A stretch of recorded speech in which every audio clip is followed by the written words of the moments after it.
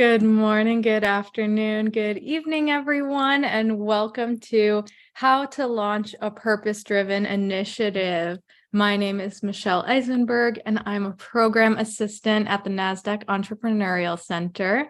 And for those of you who may not know, the Nasdaq Center is a nonprofit that is building a better path for entrepreneurs worldwide by improving inclusion, access, and knowledge in entrepreneurship.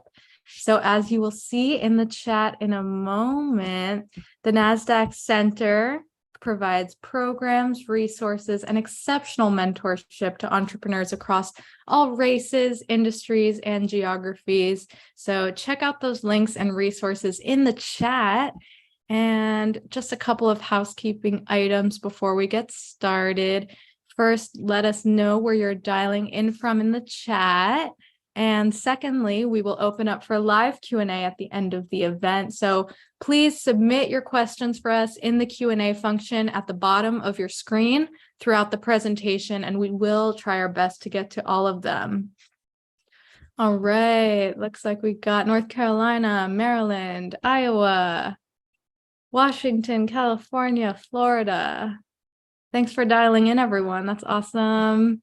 And of course, none of what we do could be possible at the center without all of the amazing support from our sponsors, including Nasdaq, Lehigh University, Bank of the West, Airbnb, KPMG, Wilson Sonsini, Woodruff Sawyer, Microsoft Entrepreneurship for Positive Impact, BPM, and HubSpot for Startups. We are truly humbled by their contributions and hope you are grateful too. And so before we get started, I'm just going to launch a couple polls to step back and take a temperature gauge on how everyone's doing today. And we'll use this information to guide the wellness programs we develop for our global community of entrepreneurs.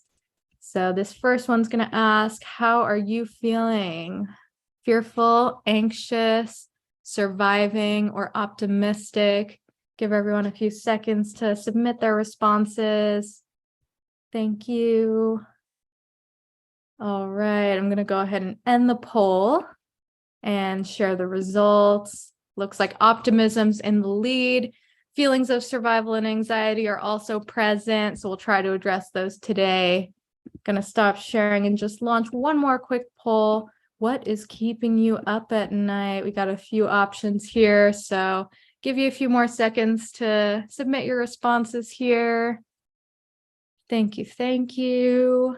Awesome. All right, I'm going to end this poll, share the results. Finance is in the lead. Marketing and scale are close behind, sales as well, but all across the board. So we will keep that in mind for our future program development. Going to stop sharing now. All right, and without any further delay, please join me in giving a warm welcome to our moderator, Paloma Vidgen. She is SME Segment Strategy of Women Entrepreneurs at Bank of the West. Thank you, Michelle, and welcome everyone. My name is Paloma Vidgen, and I work at Bank of the West. For those of you not familiar with the bank, we are a full-service bank operating in 19 states. We offer everything from consumer banking, business banking, commercial banking, as well as wealth management. At Bank of the West, we are a fundamentally different bank. Our leaders consider issues like gender equality, diversity, and our impact on the world when making decisions. And I have the privilege of leading our Women Entrepreneur segment at the bank, where I get to put together strategies and solutions to help women entrepreneurs as they build and grow their business. Today, I'm very excited to be joined by our speaker and woman entrepreneur, Tameka Montgomery, to discuss how to launch a purpose-driven initiative. And the timing for this topic seems very apropos after such an important day of service yesterday. Before Tameka joins us, I wanted to share a little of her very impressive background in supporting business owners by combining her entrepreneurial spirit with her drive to have a positive social impact on the world. Tameka was appointed by President Barack Obama to lead the Office of Entrepreneurial Development at the U.S. Small Business Administration, where she was responsible to advance entrepreneurship programs across the nation, including the Women Business Center program, SCORE, and the Small Business Development Center programs. She also launched one of Denver's first small business incubators and went on to lead the nationally recognized award-winning Denver Metro Small Business Development Center. Merging her passions for business and civic engagement, Tameka also served as the executive director of the Denver Metro Chamber Leadership Foundation. She is the founder of the Montgomery County Children's Business Fair, along with her husband and 3 sons. And Tameka is a graduate of Spelman College and Columbia University and holds an honorary doctorate in business administration from Johnson & Wales University. Presently, Tameka is the founder and CEO of Core Strategy Partners, a mission-driven research and strategy firm focused on helping leaders find a clear path to drive inclusive economic change that advances small business and workforce development for diverse stakeholders. So I couldn't think of a more perfect expert for our topic today. So please join me in giving a warm welcome to our special guest, Tameka Montgomery. Thanks, Paloma, for having me. I'm excited about the discussion. This is awesome. Now, I think I went through most of your bio. Is there anything else you wanted to add in there? No, that's it.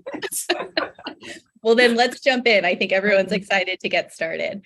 So as I just shared, you have a really interesting background of supporting business owners and leaders.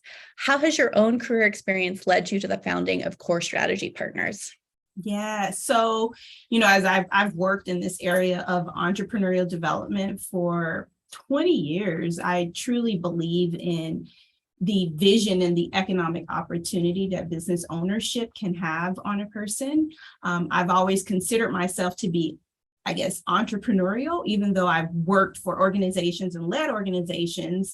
I've been entrepreneurial in those ventures. And in my last position at the Small Business Administration, what I found leading national initiatives, I really saw a need of purpose-driven leaders such as myself, really needing an organization to come alongside of them to really help them think about how to design strategies and solutions from a very human-centered approach. When you are leading organizations, everything can be so frenetic and just crazy. And I think that impacts your creativity. And so when you can have this objective party come in and kind of support you through that, the ideas can grow. And so that's why I started Core Strategy Partners for leaders like me. I love it. And it's so true. We really started to focus on diversity as well as sustainability at the bank. We brought in a lot of teams to walk us through agile exercise, design thinking, and really finesse, how did we want to make an impact? And it doesn't matter what size of an organization, that support is so necessary. Mm-hmm. So most organizations have an overarching mission or purpose. How do you define these terms and why are they important for organizations to establish early on? Yeah, well, it's so funny. In building my company, I feel like for small businesses, getting clarity on your mission and vision, it feels to me, I don't know if you all agree with this in the audience, it feels like this iterative process, right? You're constantly refining and refining. But when I do think about mission and I'm kind of thinking about my own, it really is about kind of why we exist, our purpose. And then the vision is that much longer impact that we want to have on community and on society. So when I think about mission and vision for my company, that's what I think about, what we're doing, why we exist now, and then the longer term impact we want to have to affect change. Love it. Love it. Could you actually share your mission and vision? Yeah. I think that'd be really helpful for the group. Yeah. So our mission is to help purpose-driven leaders design strategies and solutions that improve people's lives and strengthen communities. So that's what we're here for. And then our vision is to build a more inclusive economy that works for everyone. I love that. I love that. So with the business owners that have joined us today, why should they be making a being purposeful a priority in their business strategy? Yeah. So here's how I believe. I believe that as people, we are all born for a purpose, a unique purpose. And I think I think everybody believes that, because you often will hear people, oh, I'm trying to figure out my purpose. I mean, even young kids are trying to discover what their purpose is. So I think inside of us is this desire for purpose. And as small business owners, our businesses really are an extension of us. So when we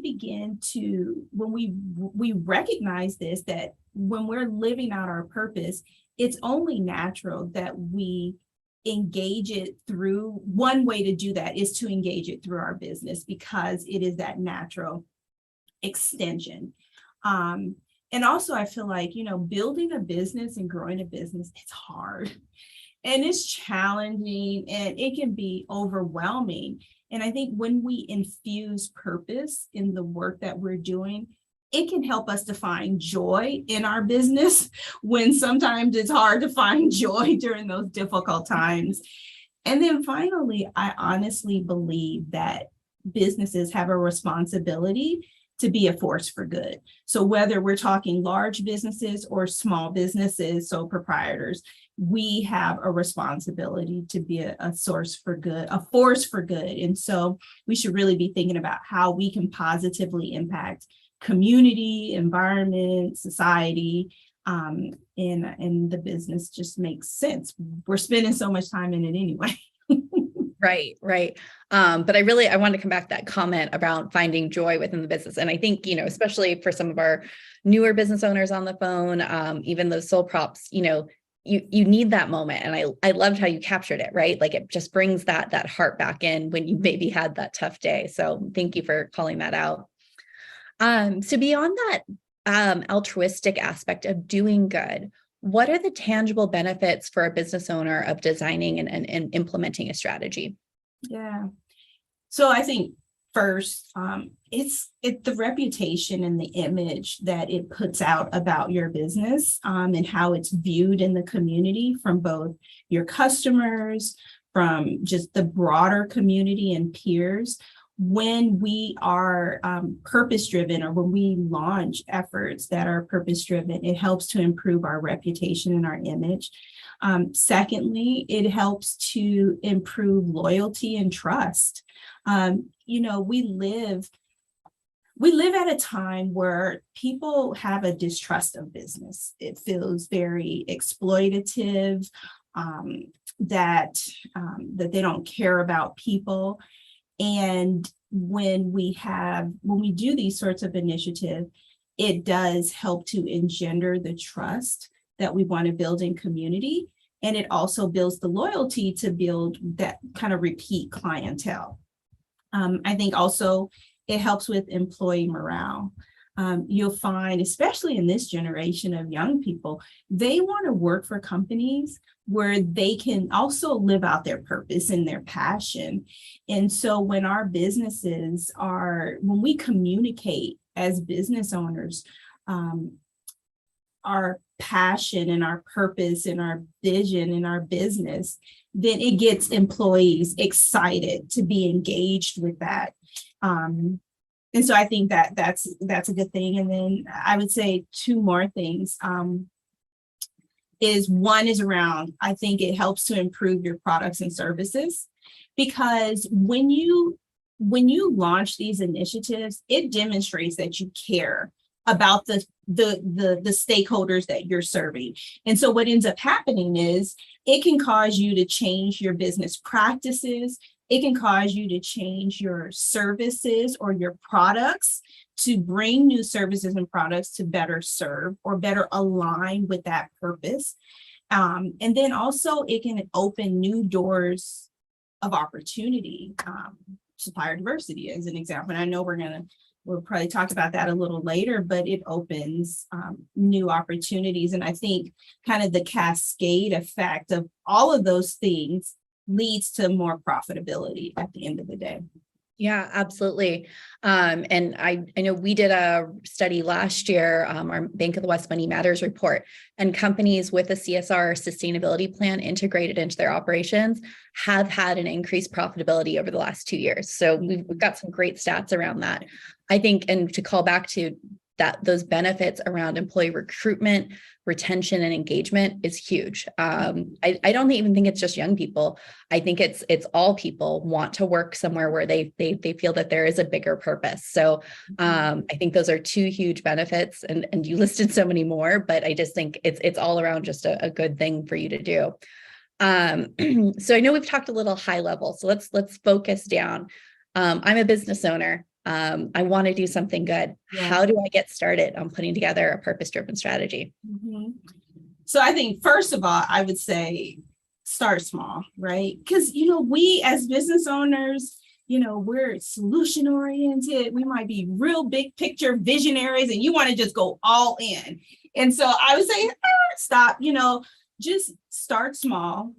Don't overwhelm yourself. If you have a team, don't overwhelm your team. Don't overcomplicate it. So that's first and foremost, Secondly, what I would say, what we need to do is, I talked about how our businesses are an extension of us.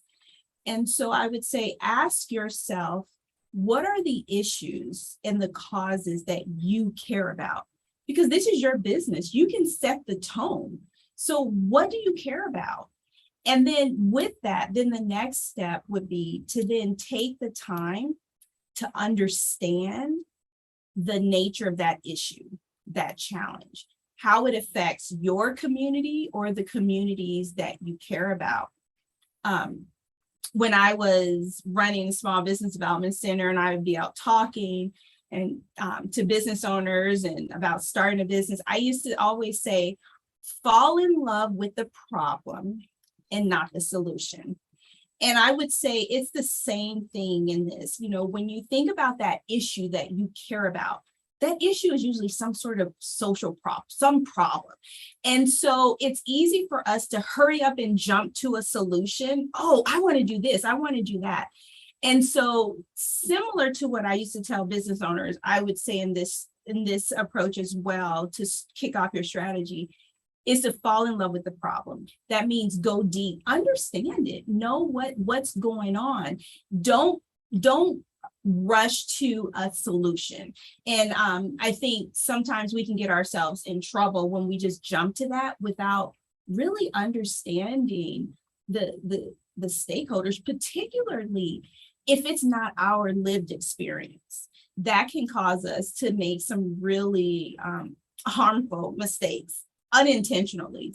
And so, after you kind of take the time to really understand the issue, I would say talk to people who are dealing with that issue.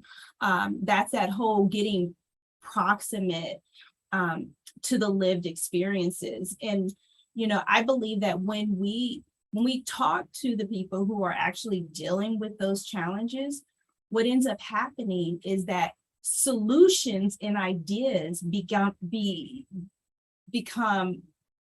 uncovered, right? And so it is not us who, sometimes as leaders, we feel like, oh, I got to come up with the solution. I got to come up with the answer. And I'm like, no, you don't have to come up with the answer. If you talk to people, they'll begin to tell you, okay, what's really needed.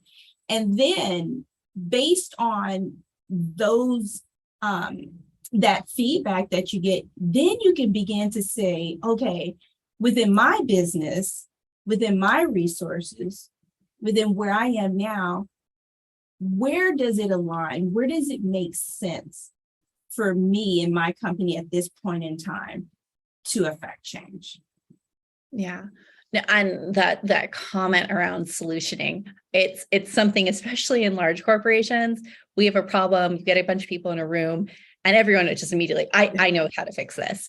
And it's one of those things that I think regardless what you're solving for, to pause and really, okay, let's really talk through what the issue is. Do we have the right people here to understand it? And I think your comment of involving your community to understand what their true needs are, because when you're working at a 30,000 foot level, you really may not understand what the needs of your community, your customer are. So no, I love that. Do not jump to a solution. That's great. But given, we have a wide ranging audience with a breadth of different businesses represented, as well as probably a larger list of issues they care about, how does a business owner ensure their strategy connects back to their business? Yeah. So I would say first, it's intentionality. Doing this, really infusing kind of purpose-driven into your business or launching a purpose-driven initiative, it requires us to be intentional. Yeah, things can kind of just stumble and happen, but, in business, you need to plan, you need to strategize, and it comes in this same way. And so I believe that when you understand the problem and the needs, and you begin to look at within your company, what are we really good at? What are our strengths in this area? In the way that we do business? What's my sphere of influence as a business leader? Then you can begin to see the connections to your business and how your business can engage. And something I want to point out again is that I don't want people to think like some grandiose big thing. We're small businesses. It's okay for us to start small. So it's almost like, I like to also say kind of where's the sandbox where you and your company in this space can have can do well, can serve well, I guess is a better way. What's that sandbox? So it could just be in your little town or in your community, whatever. But when you take the time to be intentional and to understand, and then to know what it is that your company does well and understand your resources, then you can see where those connections are. Yeah. We did an event back in May, and one of the speakers, Valeria, and I'm going to forget her last name, but she has a company called Friendship. She developed dryer balls that go in there organic and eco-friendly. Please keep in mind, she's gone to the extreme.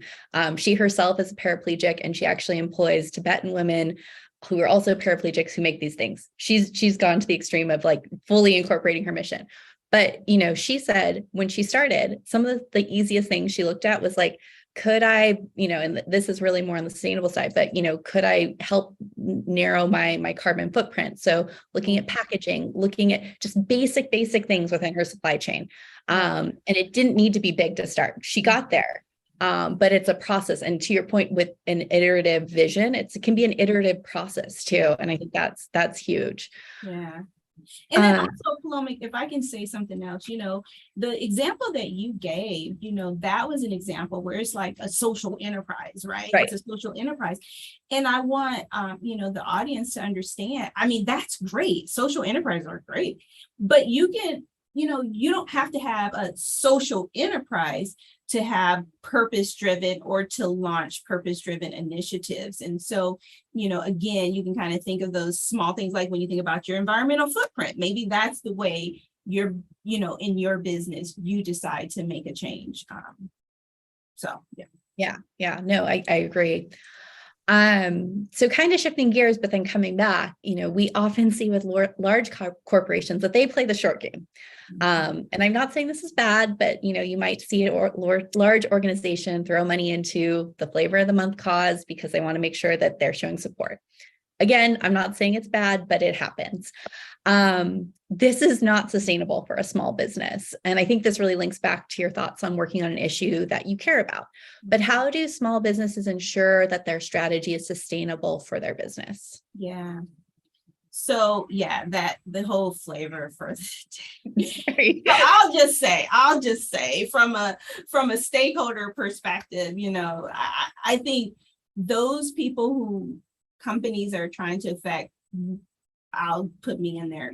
We don't like that, right? We don't want to be the flavor of the day. We want that long-term investment in us. And I think that's the opportunity that small businesses have, is because, again, this is an extension of us, right? Of who we are, our passions. And so this is why I also say you can start small, because you have a longer runway, where you can make incremental steps.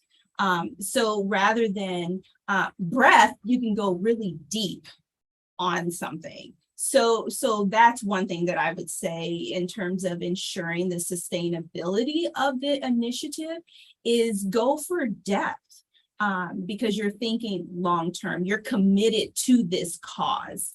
And then, as I said before, being intentional. And so when I think about being intentional, I think you got to plan for it. Building a business, as I said earlier, it's frenetic, it's crazy. But you know what? We're in January. We are, I would suspect a lot of business owners have been working on or have their 2023 strategy.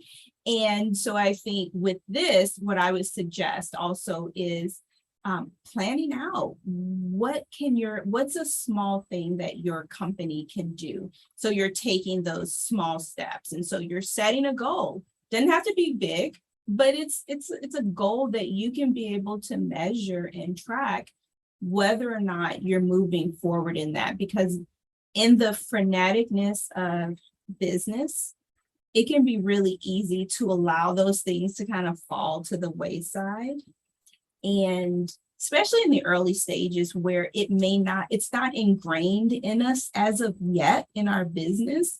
And we may not have the infrastructure that kind of now has it kind of rocking and rolling. So planning it out, setting specific goals and targets of maybe activities or things that are indicators of some sort, milestones, so that when you look back at the end of the year, you can see, yeah, I did something in that. Yeah. And I think, so that's what I would say, that's how you make it sustainable within your business. And Tameka, I'm just thinking out loud, could you share maybe a client story where they did start small and maybe to the success of where they've gotten now? You maybe have a few, sorry. Yeah. It's so interesting. So I've been working with a client, a large company now, since 2019, actually. So it is one where they recognize that the change doesn't happen quickly. It takes some time. And, to be honest, I think that initially the executives kind of were thinking big, ooh, let's do this. And then I come in, I'm like, okay, we got to bring this down and kind of gradually scale this thing up. And so for this particular initiative, the way that the client is having impact is through workforce, and specifically creating career paths and opportunities for people who have barriers to employment. And so, so with that initiative within large companies, it's easy for a new executive come in, and it appears like this is their pet project. So then it's not sustainable. It doesn't stay. And it can be a really great idea. And I think that the way, from a large company perspective, that you ensure that it is not that pet project is when you really ensure that it's bought in by the people on the ground who probably have to implement it, or it impacts their line of business, whether that's creating a working group, whether it is really kind of assessing the lay of the land and saying, okay, well, who are my supporters and who are my detractors, and begin to socialize and have conversations to help them understand how this thing impacts positively maybe the way that they do work, or their employee morale, or their bottom line even. So I think that So that's something that I've been working with a client for quite a while. It's not easy. It is not easy, but it's nice when you have organizations who are willing to put the time and not expect, you know, in a year we're going to be at this point, because it doesn't happen like that. Right. Well, and I think to your point, it has to become the culture, right? Like it's not just an executive coming and saying, we're doing this. You got to get that buy-in across the organization. And I'm just thinking, even with a small business, it's, yes, maybe you have a company of 5 people and that owner is like, this is my thing. You want to get all the employees involved. So maybe it is volunteering time or doing some sort of food drive, toy drive, something during the holidays, right? It needs to be more than just a person. It's got to be that company spirit. And I love that. Mm-hmm, mm-hmm. So now that we have potentially launched a purpose-driven initiative within our company, what advice can you give about creating a promotional strategy around that initiative? So, I was thinking about that and I was like, I'm probably the worst person about that, but you know what? Here's the thing. When it's not even, I feel like when you have this issue or cause that your company and you care about, this is the opportunity for you to become an advocate around that issue area and to talk about it. So it's not so much that you're promoting just your company, like we're doing whatever it is that you're doing. It's more so, let's talk about this issue and then how my company is helping to affect change in this issue. And, I think this is what I want to get to, because I'm not there yet. I feel like the best way is, if you have someone on your team who is leading your marketing and your communications, even if it's an intern, so that in the same way that you're just promoting just in general about your business in general, you have that person also kind of share information, one, about the subject matter area or the issue area that you are concerned about, and then sharing how your business and what your business is doing to affect change and the impact that it's having, and I think that's it's a small way for small business owners to talk about it, especially like if you did something quarterly, or if you do something once a year, you can easily kind of share with your community and on your social networks on kind of people who've been impacted by that effort or whatever it is that you're doing. Yeah. We covered this in October during Women's Small Business Month. And I think, to your point, you got to find whatever the platform is that makes you comfortable, because I know not everyone loves doing marketing and social media, but find that platform, and you don't have to do it all at once. You can share little pieces of how and what is the issue? Why is it important to the company? So I think that's really worthwhile. And I will make sure we can share that. We have an article about it, because I think there's some practical tips we can take about. Mm-hmm. So I know we've been kind of talking about, I don't want to say newer, but companies, I guess, in formation as they're thinking about this. But if we think about companies that have been around for a while, that have a history that include purpose-driven initiatives, how can they make sure that, like, if they haven't been active on social, maybe, again, we're talking about 30, 40-year-old companies, how can they make sure that their audience, their employees, their customers know that they've had these past achievements, and how can they take that further? Yeah, it's interesting. I think, if you have a company that's established and they've been just doing stuff, just doing their thing, because it's not about self-promotion for them. It's so interesting. I remember I was listening to I think I was in a business session, training session for someone, and they were saying how, with your product or your service, you need to believe that what you deliver is really so good that you need to tell people about it, right?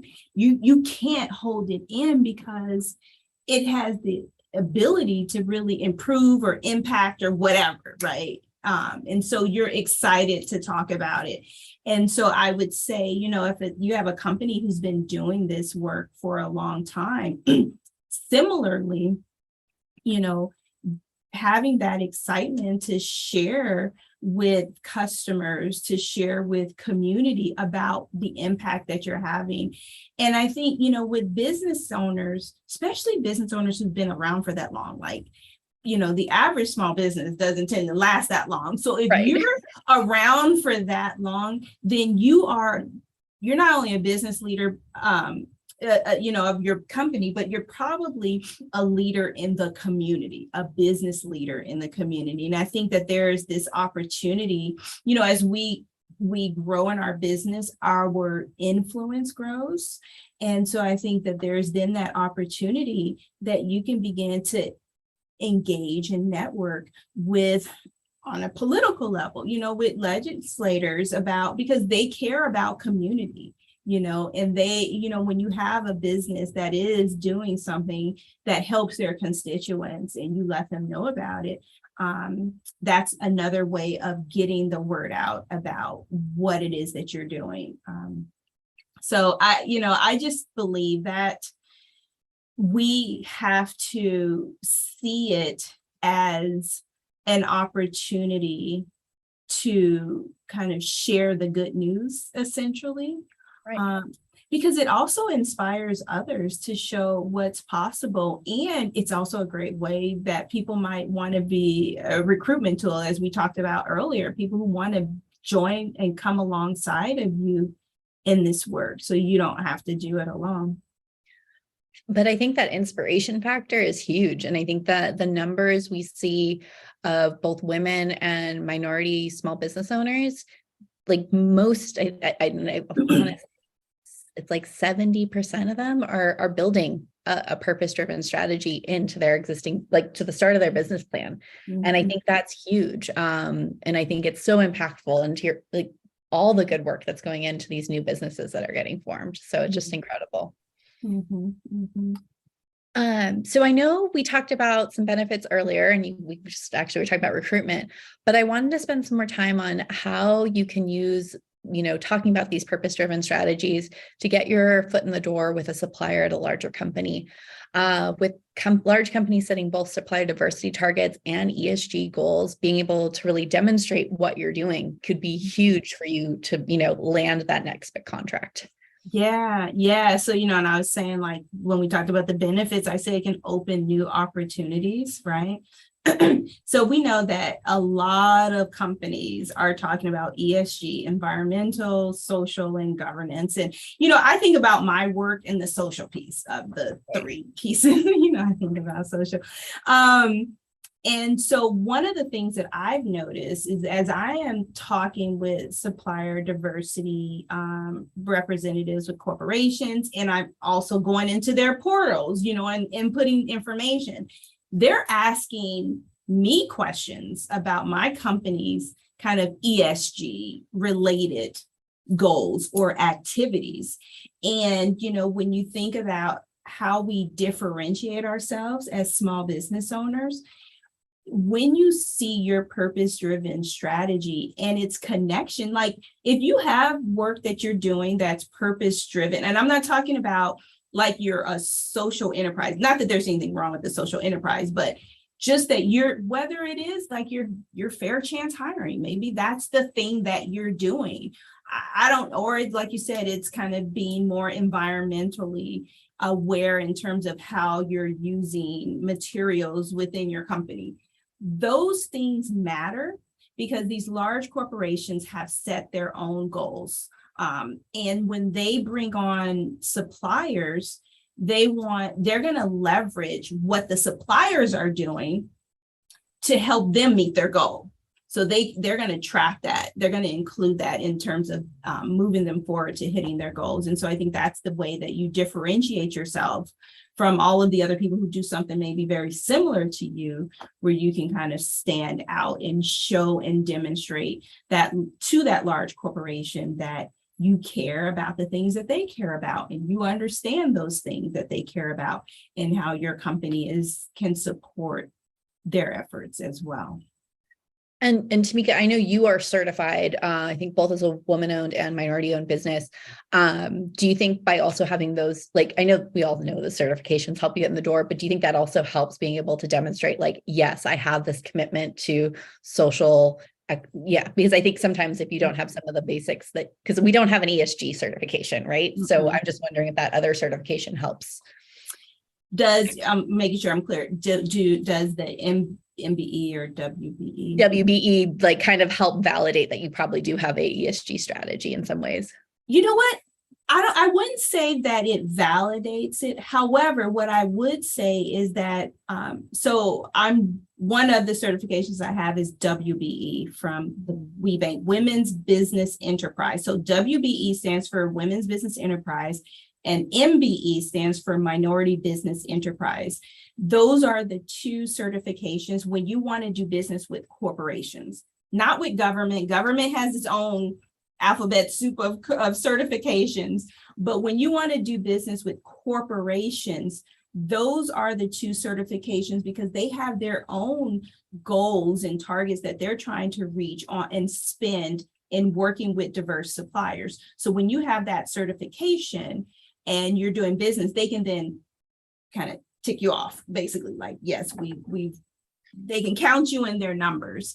And so I was at an event, I believe it was in November, actually, that the WBE certifying organization, which is called WeBank, hosted, and it was all about ESG. So there were large corporations there, and they were really educating the women business owners about their how their companies are moving and focus around ESG.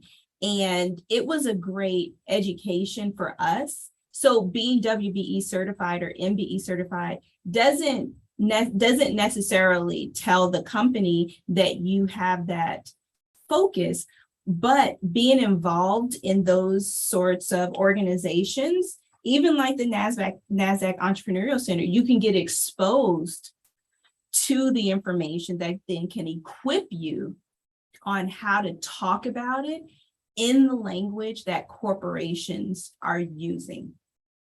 I love that. And I think Nasdaq still on their website has a link to a group called Impact Beacon, which actually will help you put some metrics potentially around some of your ESG aspects of your company. So to your point, getting into these organizations, you get those additional resources so you can tell your story better to corporations and be able to open all those opportunities that you deserve from all the hard work. Yes. As an entrepreneur. Yes. So we're getting close to turning over to live Q&A, but I did want to just finish up with, you've given so much inspiration today, ideas, tips. What is that one first step that you want people to kind of think about so that they can take today? You know what? I was thinking about that. We're in January, and I would say just start this year is like the first step is to take action, to do something. Don't wait. You got Q1. You can begin now. You can do something. And so, like I said in the beginning, what are you passionate about? And then now look to your community and see where that work is taking place so you can understand that issue and have those conversations. That's going to get you started. So even if your Q1 goal is just to deepen your understanding about the problem, you're on track. Love it. Okay, so let's get to some of these questions that have been coming through. I think this one's good because I think we got to take people back there that they need to connect to what they're doing. But someone asked, what are their most common initiatives? Children, elderly, women. How should they be searching for something or build something that's out there? Gosh, you know what? This is where I think when I said business and we're like together, right? The business and because it's personal, right? It is so personal. Like I had this podcast when I finished the administration, I started this podcast. So like my thing that I'm passionate about is about raising entrepreneurial kids. I'm a mom, I have 3 boys. I'm trying to send these kids off so that they can be independent and make wise decisions, And so that's my thing. So I started a podcast called Raising Entrepreneurs. I did a TED Talk on strategies to help parents, raise entrepreneurial, self-reliant kids. So I wouldn't kind of push it and say it's any certain thing. It's up to you, what you care about. Yes, absolutely. And I think this is a great question. When you say reach out to your community, how and who do you reach out to? And I think that's so good, connecting back to what you were just talking about. Yeah. So, it's so interesting. So when I was at SBA, and I used to travel across the United States, and, government may have certain constituent groups that they're focused on or certain initiatives. And so I would travel across the United States and meet with the district offices or have roundtable discussions. And, sometimes it would be hard for certain organizations to pull together a roundtable discussion with the types of people or business owners that I wanted to talk to. And the reason why is because they weren't connected to that group, right? If you are connected into that group, where that group hangs out. Whether it is hangs out online, hangs out in your community, hangs out from a conference standpoint. This is why it should be based on what's important to you, because if it's an issue that you care about, then you are more likely going to go into the spaces where conversations are taking place around those issues. So again, in the same way you can't say, what the issue is, figuring out where to go, when you get into those spaces and have the conversations, you begin to see, oh, wow, this organization here is doing this stuff. Oh, there's a conference. And then you go to the conference website and you see who the speakers are and you learn more in that way. Yeah, no, I think it's very important. And I think I'm seeing someone talking about a specific issue. Hopefully they can find the right person to connect with. Do you recommend, and I think this is huge because we're talking about small businesses, do you recommend collaborating with other businesses around you on purpose-driven initiatives? You know what? I do. In fact, I haven't, so in my community, I live in Maryland. I live in Montgomery County, and I started the Montgomery County Children's Business Fair because my thing is about raising entrepreneurial kids, giving them opportunities. And, and I just did this on my own. And so after having done it, now the city is like, are you going to bring it back? Because, COVID kind of impacted, bring it back, and the local economic development is like, when you do, let us know. We want to support you. And so, that's one way of getting engaged. But I was at a WBE conference, and we were talking about I attended a historically Black college or university. I went to Spelman College, which is in Atlanta. And I was talking to another business owner who did not attend Spelman, which is an all-women's college, but she lives in Atlanta and her business is in Atlanta. And I was like, I would love to do something where on Spelman's campus, we encourage those young women around entrepreneurship. And she was like, Tameka, if you do, let me know, because I would love to be a partner with you in that. I was like, oh, wow. So I would say when you're in these groups like milestone makers or milestone circles, or like I talked about WBE, all of those groups, you begin to engage with like-minded business owners. You have conversations, and then you can see, wow, I don't have to do this alone. Other people are passionate about this. There may be ways for us to come together and to make this happen. Yeah. Yeah. And I think even beyond small businesses, I think we're seeing large corporations and large nonprofits that are teaming up because there is that symbiotic relationship, so they can take that initiative further. And I think, again, partnerships make things happen. So don't limit yourself to just working within your company. Mhm. Speaking of another partner that's critical for your business, how do you get your client or customers to help buy in on your initiative? Most people are of the mindset of, how does this help me? What are some tips around this? So, it can depend on what it is, because it may not even be necessary for your clients or customers to buy into it, right? I mean, for example, with me, we put on the Children's Business Fair.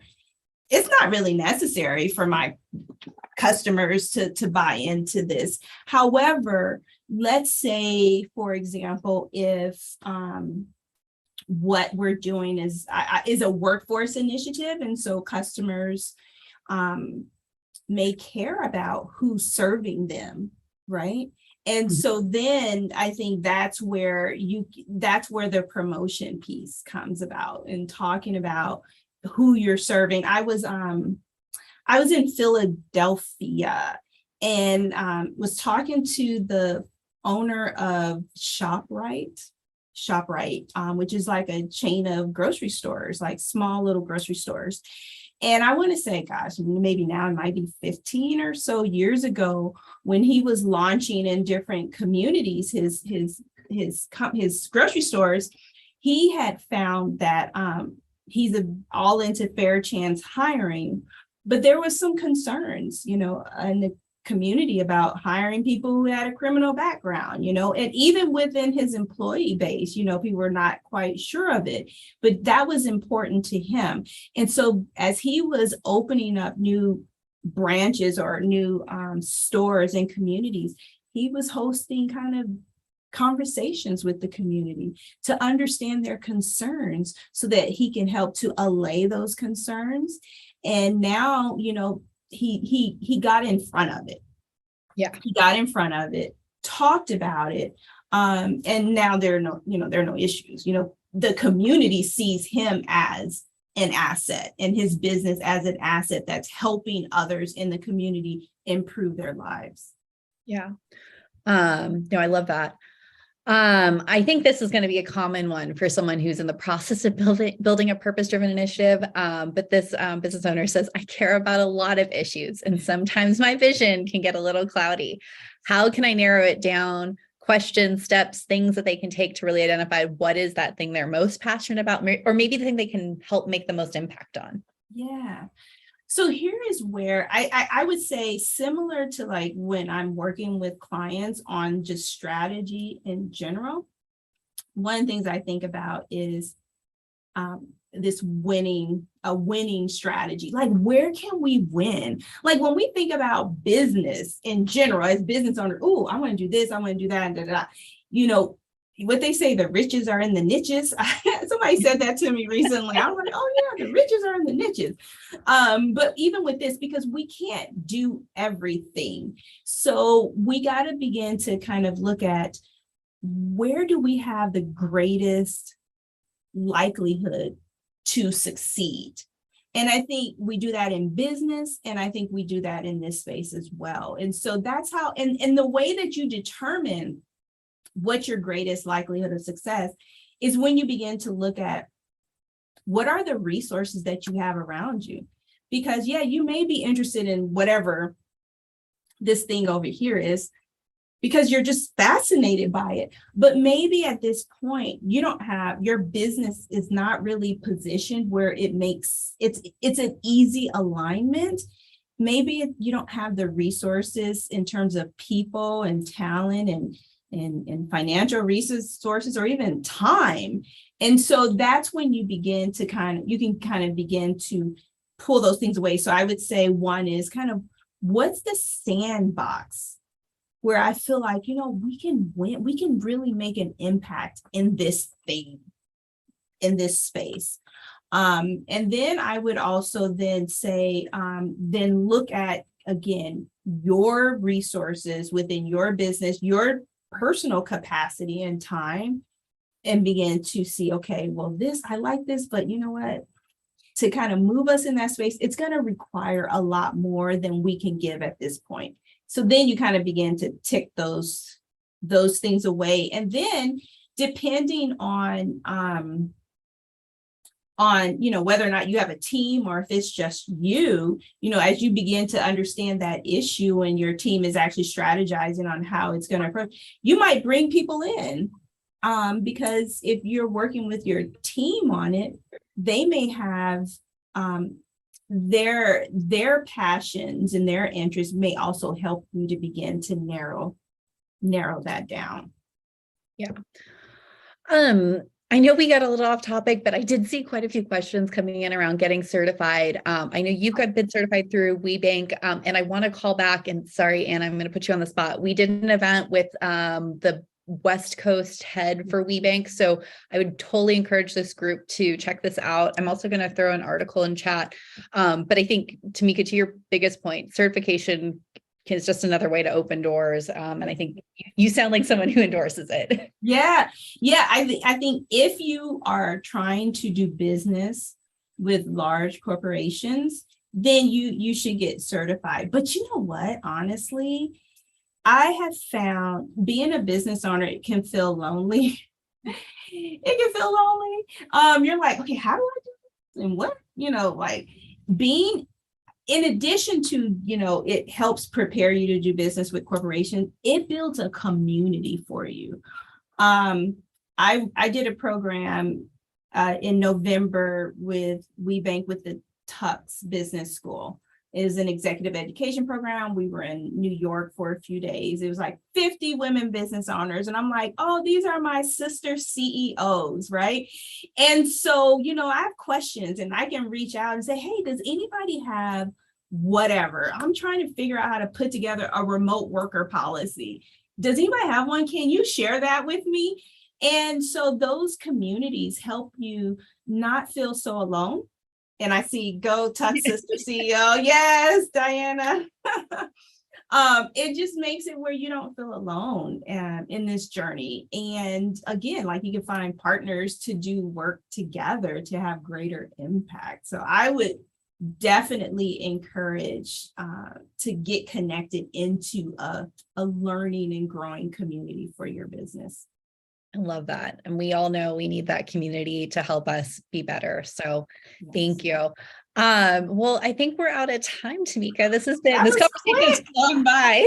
So I'm always happy to chat some more. And I just love the audience engagement. So thank you all who are joining us. Tameka, before we turn it back to Michelle, any final comments, things you want the audience to walk away from today? Sorry. You know what? I would say, I was thinking about this, it can be overwhelming, but I would say give yourself grace and baby steps. You can do this. And I'd love to hear about what you all do, like what you do, like how are you making impact in the community and affecting change? So just take baby steps. You can do it. I love that. Well, thank you for having so much grace with us today. Thank you to all the entrepreneurs, and Michelle, back to you. Awesome. This was so incredible. Thank you both so much for taking the time to speak to our community, share your insights, and set just such a great overview. So on behalf of the Nasdaq Entrepreneurial Center and everyone in attendance today, we are sincerely grateful to you both for joining us.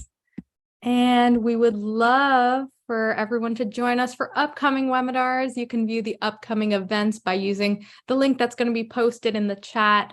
Thank you all again so much for joining us today, and we look forward to welcoming you back online with us soon.